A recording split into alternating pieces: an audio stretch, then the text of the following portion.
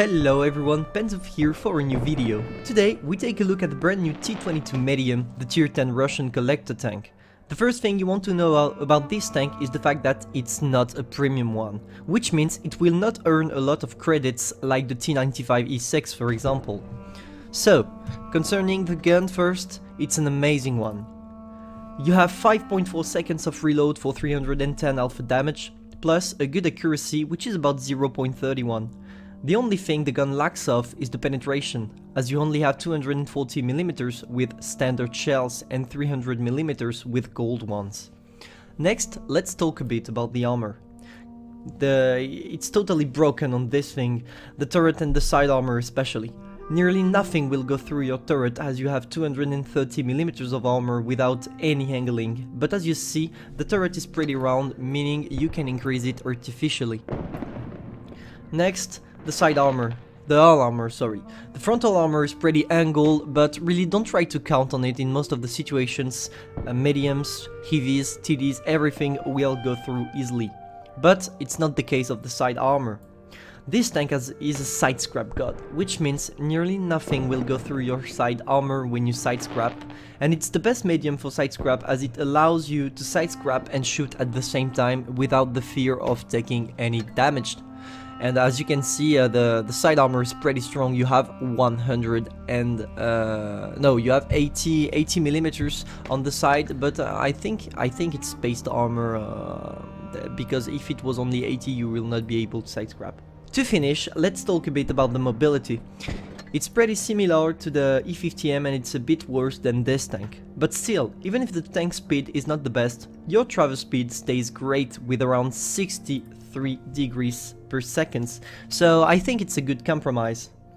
So, if we sum up, we have a great gun, we have a great armor and a good travel speed, but the tank lacks a bit of penetration and speed. Nothing more to say, let's jump into the replay. So, concerning the replay, we are on the Normandy map. So, I decided to go to the left because my team decided to go to the left. I didn't really have the choice because I'm not gonna go alone. When you go alone, especially with this tank, you can do good, but if you can side scrap and if people push you, it's over for you.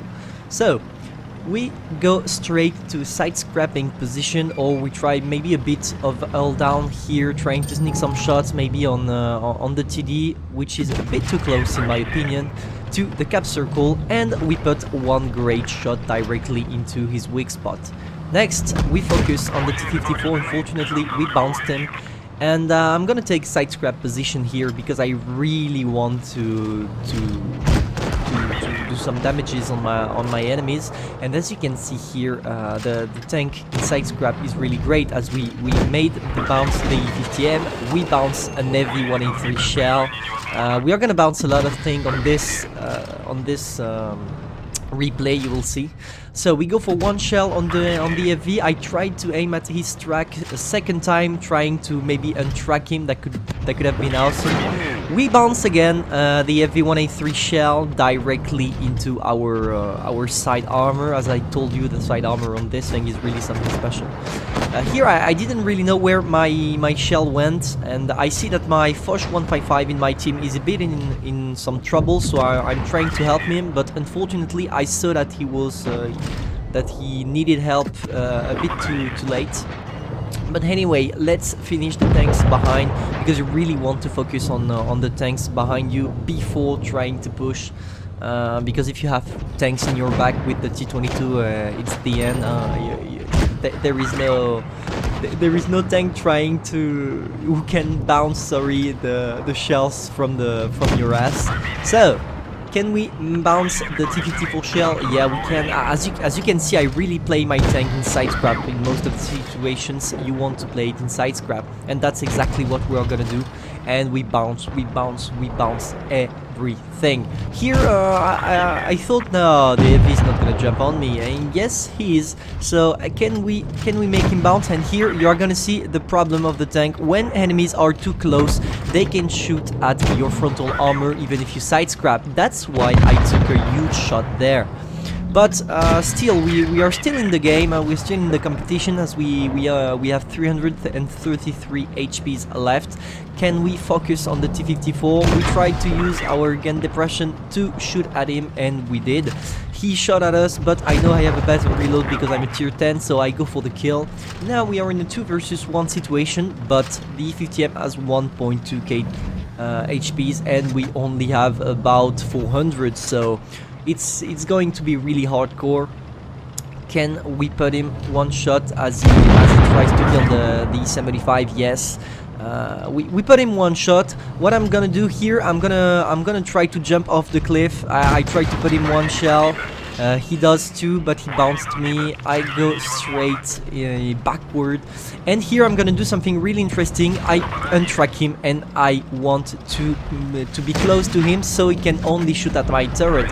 And if he can shoot only my turret, it's easy for me to get him because he can't really shoot at my frontal armor, which is my weak spot. If he shot only on my turret, I'm pretty confident because my turret is really something really strong on this tank.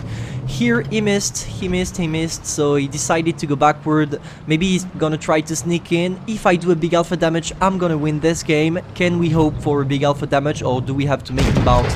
And yes, thank you RNG God, because we killed him with a big alpha damage, securing our 2 kills and 6.2k damages. So as you can see, ace tanker, high caliber medal, steel wall. Really you see why this tank is strong, and it's because of its side armor. The armor in general in this tank is really something OP. 1.5k XP.